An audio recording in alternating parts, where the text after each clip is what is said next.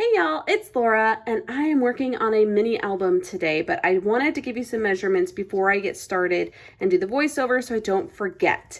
I am working on a mini album using these really sweet pictures from the very first trip that my husband and I took to Hot Springs, Arkansas when we were dating, and I have a bunch of them. Some of them are really poor quality, so I printed them small, but I'm going to be making a 4x4 album. So I've started with some chipboard that's slightly larger than 4x4.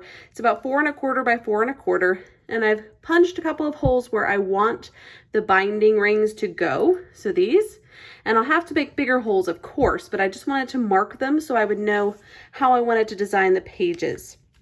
I have 6 gray cardstock pages that are 4x4. Punched with the holes in the same spots. And then I also have one piece that is 8¼ by 3¼ and that will perfectly fit on one of these pages like this and make a little gatefold piece. So that's what I have so far. May add more little interactive bits as we go, but that's what I'm starting with. I also have the beautiful Days of Splendor collection, 6x6 papers from Pinkfresh Studio, all as a blog post project for a cherry on top. So be sure to stick around, find out how this becomes something beautiful, and let's get started. So for this mini album, I may not use all of these pieces of cardstock, but I wanted to have plenty of them pre-cut and ready to go just in case I decided to use them. I have a lot of photos for this mini album.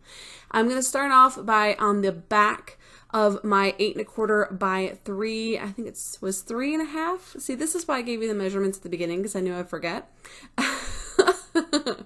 So I'm taping this onto my cardstock base with the little flaps measured at about it's about 2¼ on one side and 2 inches on the other, so they slightly overlap and create this mini portfolio inside of my mini album.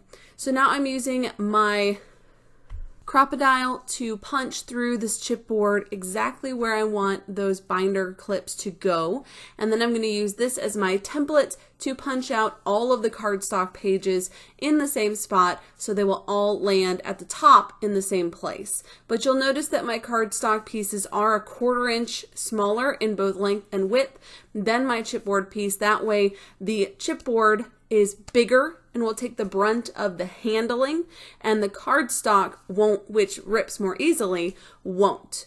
And so that's a lot like a cover of a book is a little bit bigger than the actual pages. That way it can absorb some of the handling that the pages are then protected.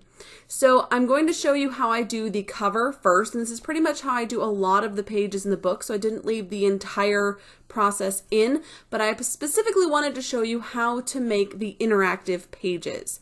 And so that's what I'm going to be working on, but first I'll show you the cover of the book. I am using a special tape. This is from Prima, and it's a super sticky tape. It works really well for mini albums, for projects that are going to be handled. It does work. Oh, it's a super sticky tape. Score tape would also work. I don't like score tape just because it adds bulk. It sits above the project and your papers don't lie entirely flat.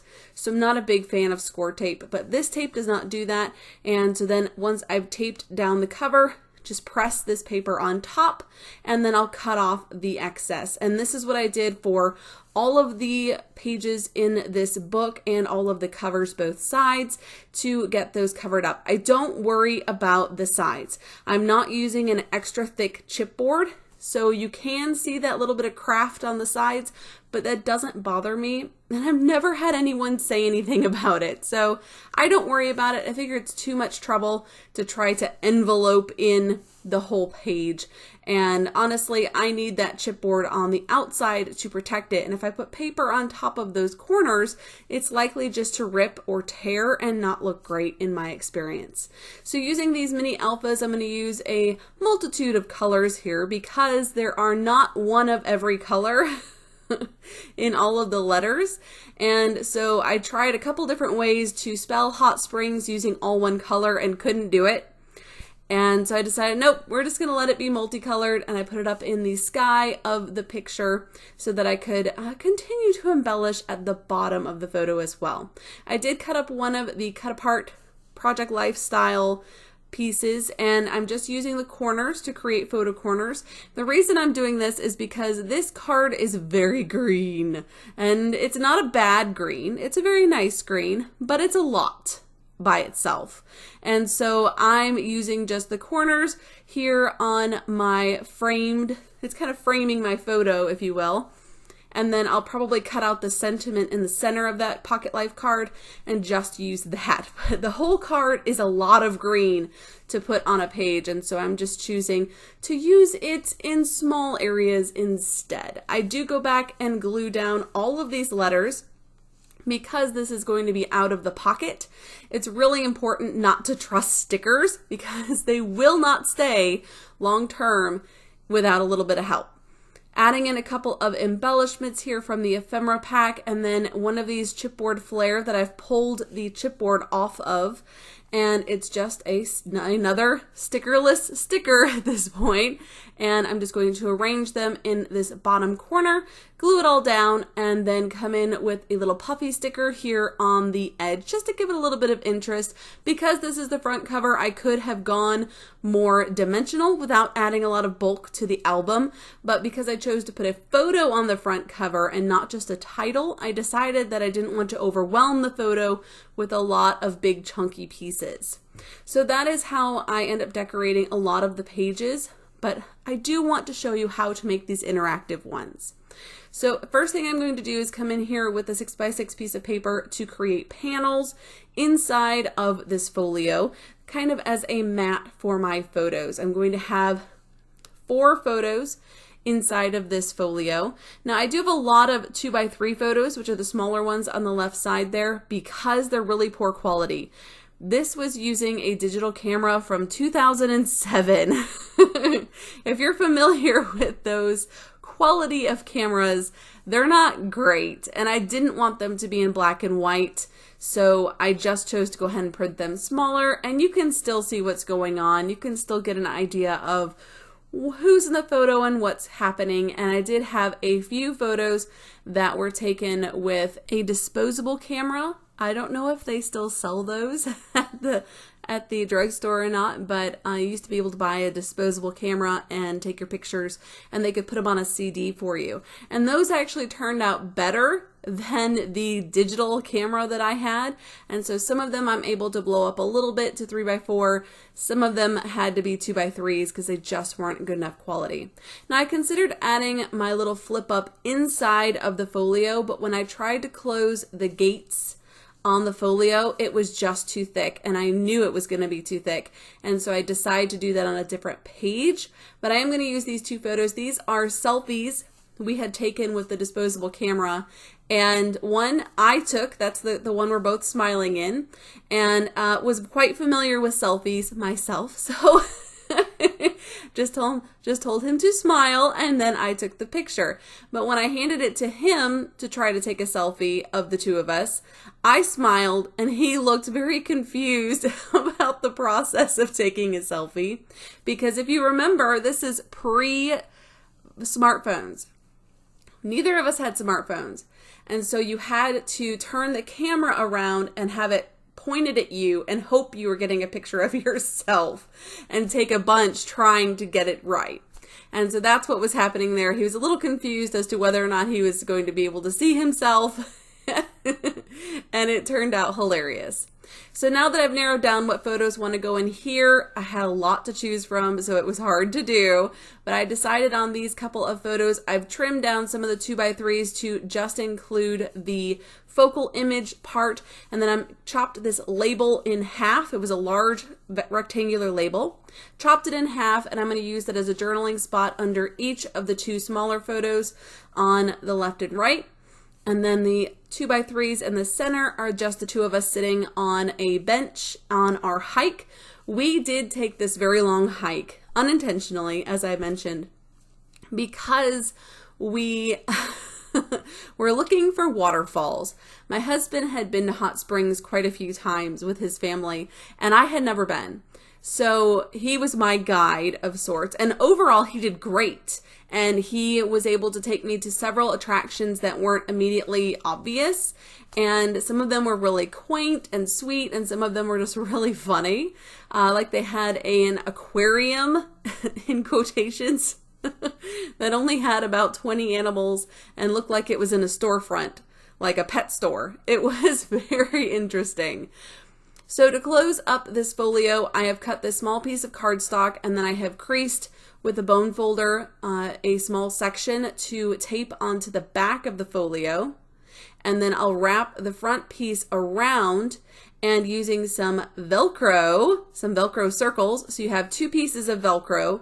And what I prefer to do is to stick the two pieces of Velcro together like you're normally going to open it, right? Like a clasp, and then attach them to the piece of strip of paper and then press it down on the other side.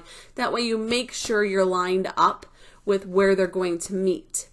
Now, to make this a proper clasp, I'm going to use this little epoxy flare from Scrap and Happy Studio as my clasp and just tape it down on top. Because it's an epoxy flare, it doesn't add as much bulk as a regular piece of flare, but it is substantial enough that it can handle being pulled open and closed over and over again. I was quite happy with this folio. You'll see me play with it quite a bit.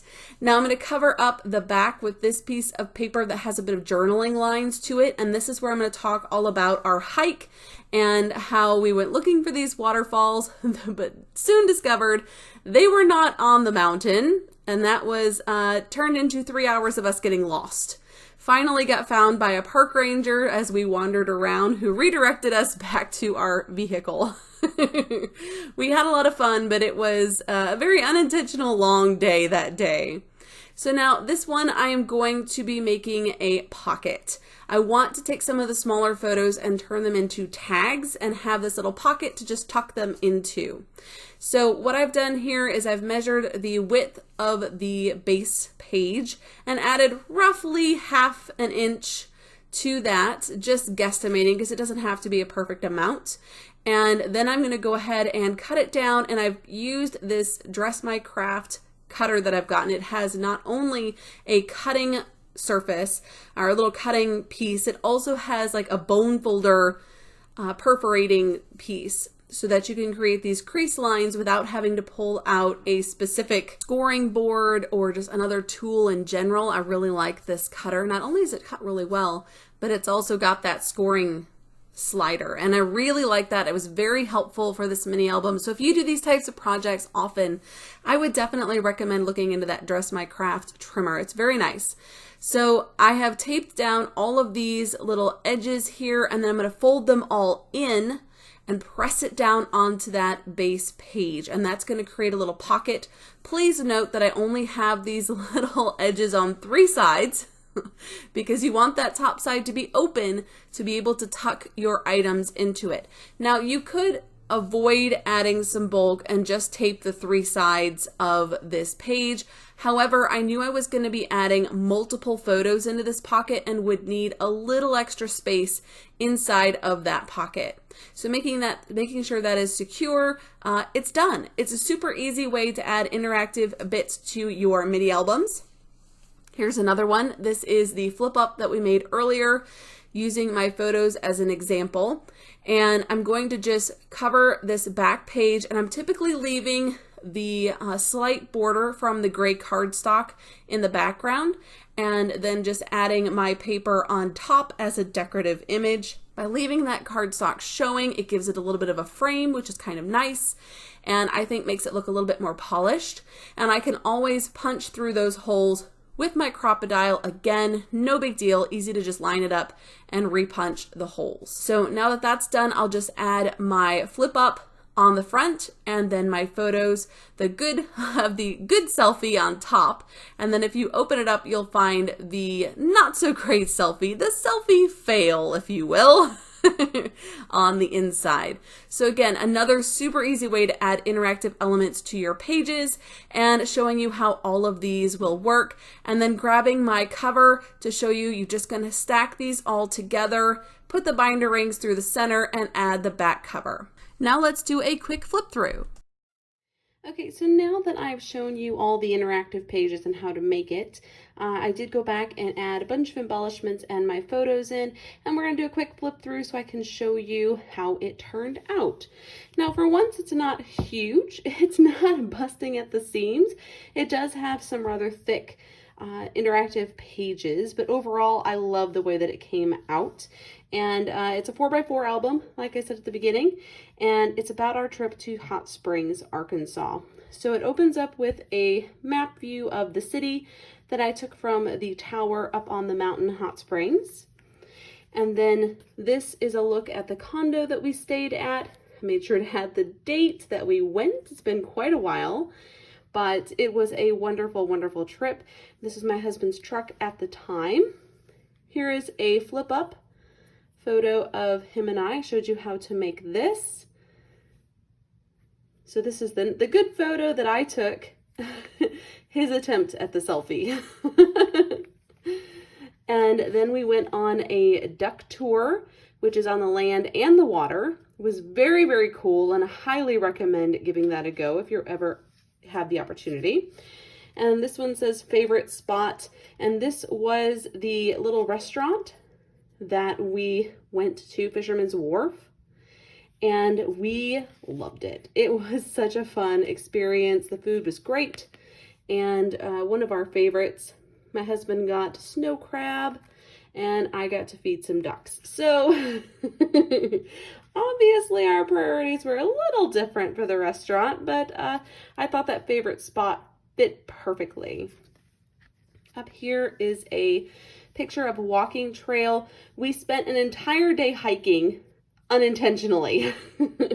My husband, as I say in the journaling later, wanted to go show me some wonderful waterfalls. What he'd forgotten from his previous trips, because I'd never been, was that it wasn't on the mountain. It was in the city. And so after we hiked the whole mountain, we went back to his truck, went back to the condo and relaxed, and then looked it up, figured out it was in the city and not on the mountain.